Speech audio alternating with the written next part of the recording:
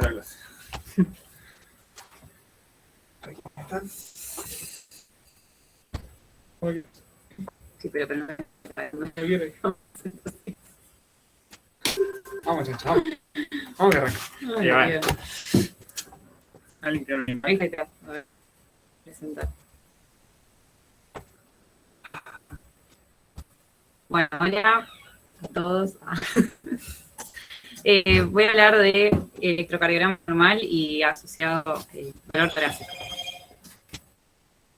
Bueno, primero para empezar, repasar un poco lo que es el electro, es el registro gráfico de la actividad eléctrica del corazón, y la magnitud de la acción de la actividad eléctrica registrada en la superficie corporal es el promedio entre las despolarizaciones y las repolarizaciones que se producen en las células cardíacas.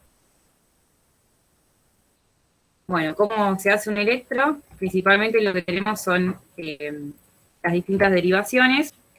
Tenemos por un lado las derivaciones precordiales que, digamos, lo que generan, lo que expresan es la diferencia de potencial entre un electrodo explorador, que son las precordiales que tenemos acá, y que están sobre la pared torácica, que serían el polo positivo, y un polo negativo que lo da el electrocardiograma. Como de repaso, saber dónde vamos a ubicar cada una de las precordiales. B1 se ubica en el cuarto espacio intercostal parasternal derecho, 2 en el cuarto espacio intercostal parasternal izquierdo, B3 va entre B2 y B4, B4 está en el quinto espacio intercostal izquierdo a la altura de la línea clavicular, B5 se ubica entre B6 y B6 se ubica en el quinto espacio intercostal en la línea axilar media. Y después tenemos lo que son las derivaciones, las bipolares, que bueno, tenemos los colores de las derivaciones, que digamos, el color negro iría en lo que es la pierna izquierda, en el brazo derecho colocamos la derivación roja, en el brazo derecho la amarilla, en el pie derecho la verde. Bueno, perdón. No, ahora sí se ve, gracias.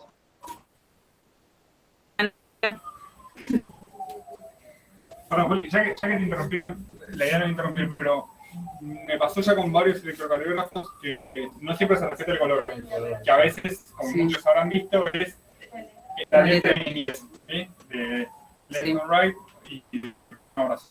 Es el electrocardiograma. Que suele pasar bastante en los electros. Bueno, acá lo que hemos reflejado es lo que es el triángulo de Beethoven, que, digamos, es la proyección de las derivaciones sobre el cuerpo. Básicamente tenemos que D1 es la diferencia entre el polo positivo que se encuentra en el brazo izquierdo y el polo negativo que se encuentra en el brazo derecho. D2 el polo positivo en la pierna izquierda y el polo negativo en el brazo derecho, y D3 tiene el polo positivo en la pierna izquierda y el polo negativo en el brazo izquierdo.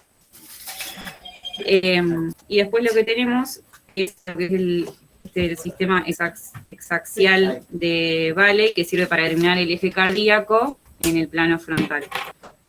Ten en cuenta todas las derivaciones periféricas, digamos. Bueno, ¿cómo vamos a leer el electro? Tenemos lo que es un milimetrado, lo que son, digamos, lo que sería las líneas verticales nos van a tiempo y las verticales del voltaje. Uno de los cuadraditos chiquitos mide 0,20 segundos, 0,20 segundos, y lo que sería el voltaje, los cuadritos mide 1 milímetro, y tenemos 5 cuadritos, 5 milímetros, y en total, si tenemos 2 cuadrados graves, hacemos 1 milivoltio.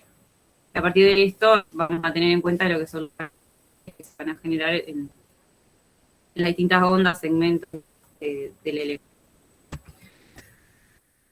Bueno, acá tenemos lo que sería un electro normal con la onda P, el intervalo R, la onda Q, la onda R, la onda S, el intervalo QRS, el segmento CT, la onda T, la onda U. Bien. ¿Qué vamos a tener en cuenta a la hora de leer un electrocardiograma? Todos estos pasos. Primero siempre empezamos con el ritmo. Un ritmo normal en un electro es un ritmo sinusal. El ritmo sinusal se caracteriza por tener una frecuencia cardíaca entre 60 y 100 latidos por minuto. Se inicia en el ritmo sinusal. Las ondas positivas en D2, D3 y ABF. Y el intervalo PR dura entre 0,12 a 0,20 segundos. Y toda onda P es seguida de un complejo QRS. Se deben cumplir estos criterios básicamente para decir que tenemos un electrocardiograma con un ritmo sinusal.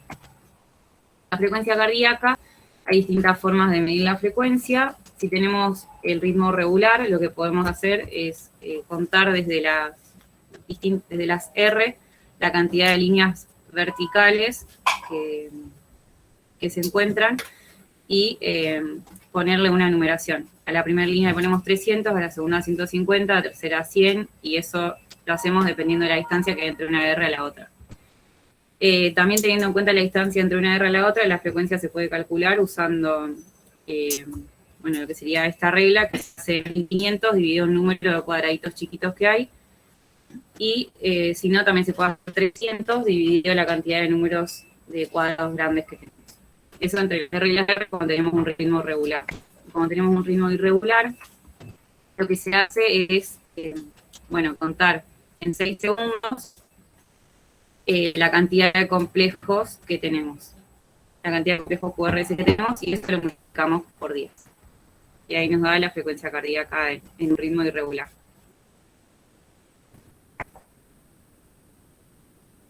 Bueno, y para calcular el eje normal tiene un valor que va de menos 30 a más 110. De menos 30 a 90 se dice que está hacia la izquierda. De más 110 a 180 está desviado a la derecha. Y de menos 90 a 180 está desviado, tiene una extrema desviación a la derecha. Bueno, para calcular el eje hay distintas formas. Lo que se puede hacer es, voy a poner un coso acá. Que hacemos de cuenta que, por ejemplo, esto es, generalmente se utilizan D1, que va a ir en la línea horizontal, y ABF en la línea vertical de lo que sería el eje, y se cuentan la cantidad de cuadraditos chiquitos que tenemos de R, tanto en D1 como en ABF, y se lo restan a la cantidad que tenemos de la S, digamos.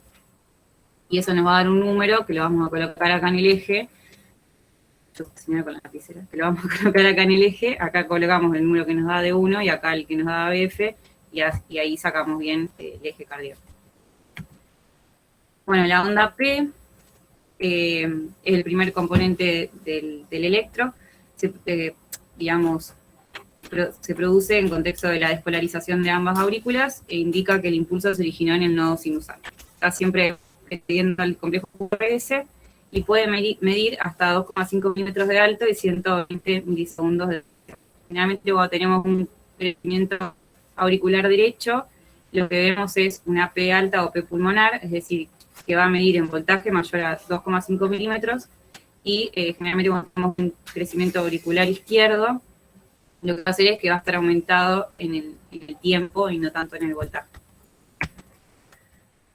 El CR es comprendido entre el inicio de la onda P y el inicio de la QRS, dura entre 120 segundos y refleja el tiempo de conducción auricular, el retardo fisiológico de la unión auricular-ventricular y la conducción en el haz de Purkinje. Generalmente el complejo, ya le dije, el PR dura 100 segundos. El complejo QRS que nos va a definir es la despolarización ventricular. Y generalmente su duración normal es entre 0,06 a 0,12 segundos. Y la morfología varía según la derivación analizada. Después tenemos el segmento ST, que comprende el fin del complejo QRS hasta el inicio de la onda T, que sería acá. Siempre hay que relacionarlo con la línea de base y el segmento ST está desnivelado si está por encima de esa línea de referencia o infradesnivelado si está por debajo de la misma. Y tiene valor patológico los niveles mayores a 1 milímetro, medidos a 60 milisegundos desde el punto J. El punto J es la unión entre el segmento ST de la onda, entre el fin de la onda X y el inicio del segmento ST. Bueno, acá, por ejemplo, podemos ver un supradesnivel del ST y un infradesnivel del ST. Vamos a hablar principalmente de isquemia miocárdica.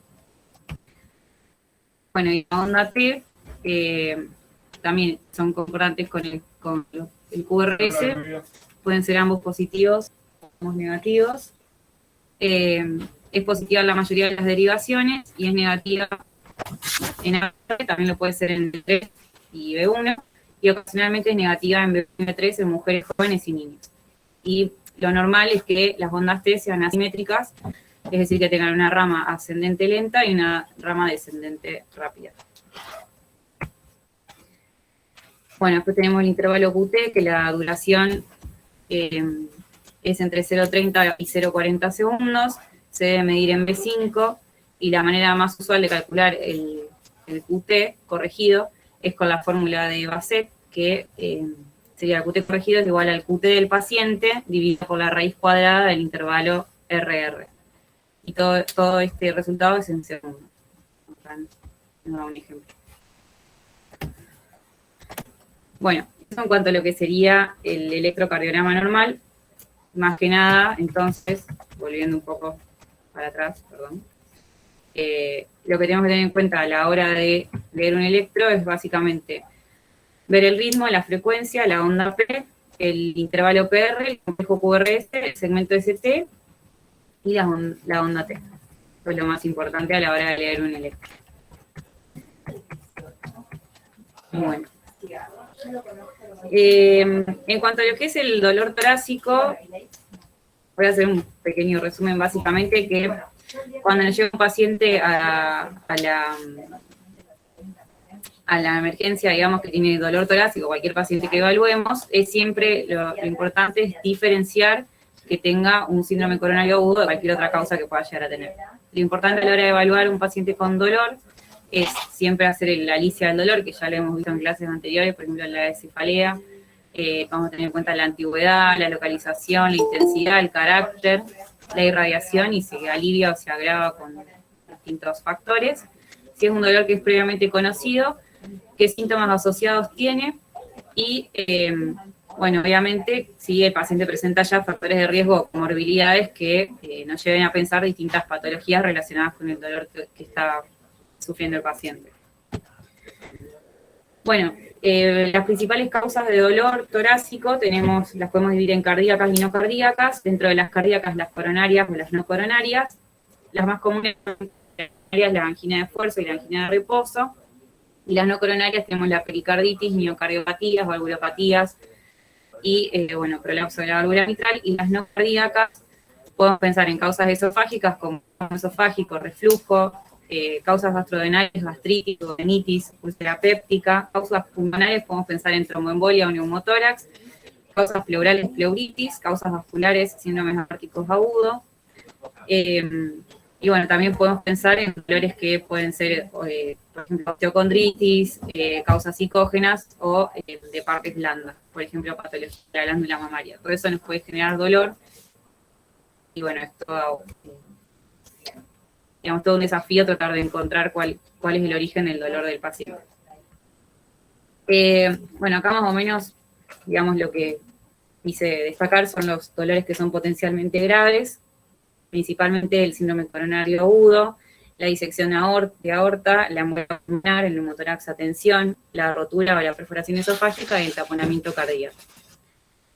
Y bueno, más que nada, hablar de lo que sería un dolor característico, estoy hablando de una disfuria miocárdica, vamos a tener en cuenta que el dolor característico principalmente tiene que ser de tipo opresivo, de localización retroesternal, que irradia cuello, hombro, brazo izquierdo y dorso, y que asociado puede presentar disnea, diaforesis o vómitos. Generalmente tiene un patrón que es increciendo y comienza en reposo y ante mínimos esfuerzos. Y también, digamos, este tipo de dolor, generalmente si dura más o menos entre 2 a 20 minutos, podemos pensar que es más bien un dolor anginoso, y si resuelve con la ingesta de nitritos, también nos puede llevar más a pensar que es un dolor anginoso. Y después, si tenemos un dolor que dura aproximadamente 30 minutos o más y que tiene todas estas características previamente mencionadas y que no alivia con la ingesta de nitratos, podemos pensar que es más bien un síndrome coronario agudo. Y también, bueno, diferenciar el dolor característico de lo que es el dolor incaracterístico, que principalmente se inicia en reposo, con baja intensidad, la intensidad va creciendo, pero llega un momento que alrededor de los 15 minutos persiste, digamos, y luego va descendiendo, que eso es lo que lo diferencia del dolor característico. Bueno, acá tenemos distintas características de los tipos de dolor. Este es un cuadrito que está bueno. Principalmente la localización del dolor, a qué tipo de patología está relacionada. Por ejemplo, un dolor retroesternal, vamos a pensar en una isquemia miocárdica, un dolor pericárdico, dolor esofágico, disección de aorta. Si se encuentra en el hombro, seguimos pensando en isquemia miocárdica, pericarditis. Puede ser también un absceso subdiafragmático. Si irradia el brazo, como ya mencioné previamente, puede ser una isquemia miocárdica. Si está en la pared anterior izquierda, pensar en, por ejemplo, una neuralgia intercostal, una embolia de pulmón, una neumonía o un derrame pleural. Si está localizado a nivel epigástrico, también puede ser causa de una isquemia miocárdica, pero bueno, también pensar en dolor pericárdico, dolor esofágico, dolor gástrico. Bueno, más que nada, también quería mencionar así muy conciso, digamos, distintas características de los otros dolores potencialmente graves. Por ejemplo, en una disección de aorta, lo que tenemos es un dolor que es muy intenso, y dependiendo de si afecta a la aorta ascendente o a la aorta descendente, es el tipo de dolor que vamos a tener y dónde se va a ubicar. Si afecta a la aorta ascendente, el dolor va a ser en la región anterior del tórax, principalmente, y si es de la aorta descendente, el dolor va a ser en la zona posterior. Y generalmente el dolor va migrando a medida que va progresando. Después, por ejemplo, en lo que son los neumotórax o las embolias pulmonares, tenemos lo que es el dolor pleurítico, que es un dolor de tipo punzante, encostado, que generalmente en la inspiración profunda aumenta, y bueno, básicamente tiene un inicio brusco que se puede asociar también a disnea. Bueno, y para terminar está este cuadrito, que más que nada hace un resumen de lo que es un algoritmo que nos sirve más para ver qué hacer con un paciente que tiene dolor torácico y para dónde ir guiándonos. Primero, principalmente, controlar los signos vitales, y obviamente enfocarnos en hacer una buena historia clínica y un buen examen físico. Vemos si el paciente está estable o no está estable. Obviamente que si el paciente no está estable, tenemos que hacer el ABC, dar la vía aérea, la circulación y la respiración, y bueno, dependiendo de lo que tenga el paciente, tratarlo, obviamente. Y si está con algo si tiene una patología que está amenazando la vida, obviamente también tratarlo. Si el paciente está estable, tratamos de hacer rápidamente un electrocardiograma y una placa de tórax, y podemos administrar ahí una aspirina, por ejemplo, y ver el resultado. Si el electrocardiograma es diagnóstico sugestivo de que el paciente tenga un dolor, algo coronario agudo, si es que lo tiene, lo que vemos es que, bueno, vamos a ver si el electro tiene un supradesnivel del ST. Tratamos de llevar al paciente a realizar una revascularización o alguna intervención coronaria. Y si no tiene elevación del ST, ver de empezar la anticoagulación. Bueno. Después, si tenemos, digamos, o sea, el electrocardiograma no es diagnóstico de un síndrome coronario agudo, hacemos una placa de tórax y, bueno, ahí vamos a tener los distintos otros diagnósticos diferenciales que mencionaba anteriormente. Por ejemplo, podemos ver si el paciente tiene o no un neumotórax o si presenta alguna alteración a nivel del tracto digestivo y demás. Pero bueno, más que nada este cuadrito, si quieren lo dejo, que es bastante extenso, pero para finalizar y dejar más o menos un algoritmo de cómo tener en cuenta los pasos a seguir cuando nos llega un dolor torácico. Bueno, no.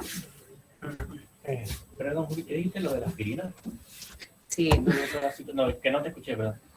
No, este algoritmo lo que decía era, digamos, que si te llega un dolor torácico que vos sospeches que pueda ser de tipo cardíaco, o sea, de origen cardíaco, hacer el electro y adelantarte y ver. O sea, la carga del contexto de... Bueno, sí. Bien. Una cosita quisiera agregar. Ahora te digo algunas cositas que no. Bueno.